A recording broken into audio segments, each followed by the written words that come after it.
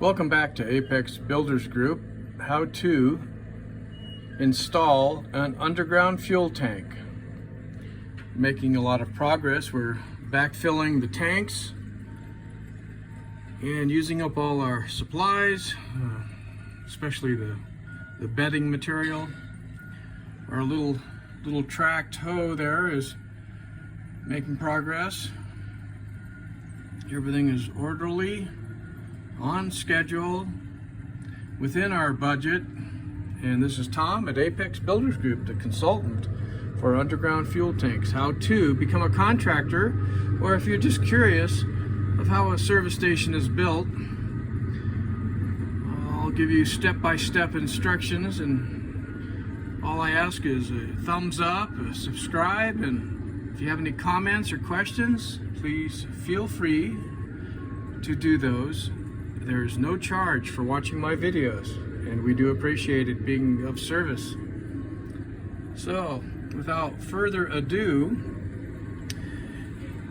we will continue backfilling the tank location, and then the last step will be those covers that go over the inlets for the fuel, where the tanker truck comes to refill the tanks 10,000 gallons at a time. And here comes our got water truck, which is kind of a silly way to say, do you got water or got milk? But in this case, we got water. This tanker truck is for water. It's for dust control in case the winds kick up. Also, we use some water to solidify and compact the soils to get our 95% compaction, which is the minimum that we do on all our jobs.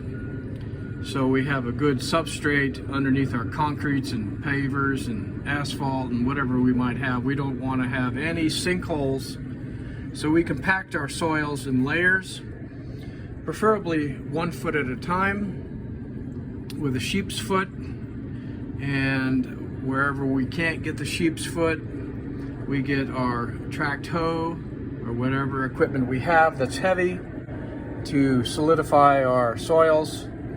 So we have a contiguous or compacted soil up to finished floor elevation, which is our final elevation where the cars will drive or people will walk.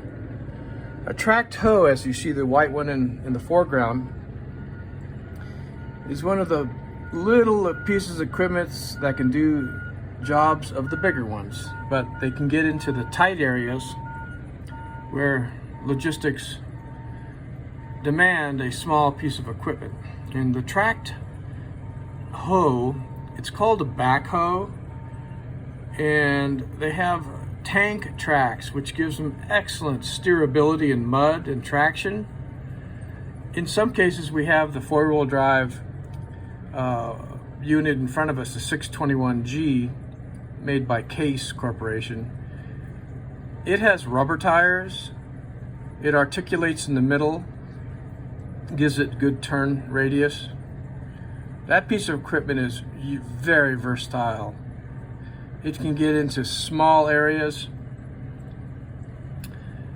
picks up a big load, can spread it out, and it compacts somewhat decent. It's quite heavy.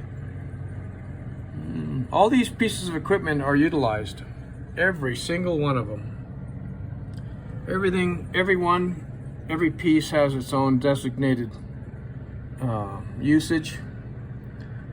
In some areas where we're laying the tubes, they can be water or they can be electric.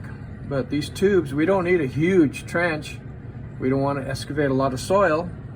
So we use our miniature tracked hoe and dig a small trench. And all electrical tubes that we put in the soils are code depth of 18 to 24 inches in depth.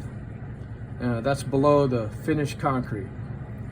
They're well protected in case of any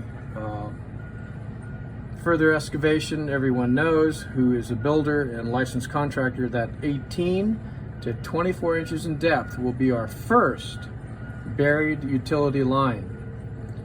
It may vary depending on what utilities we are burying, but those are minimum depths.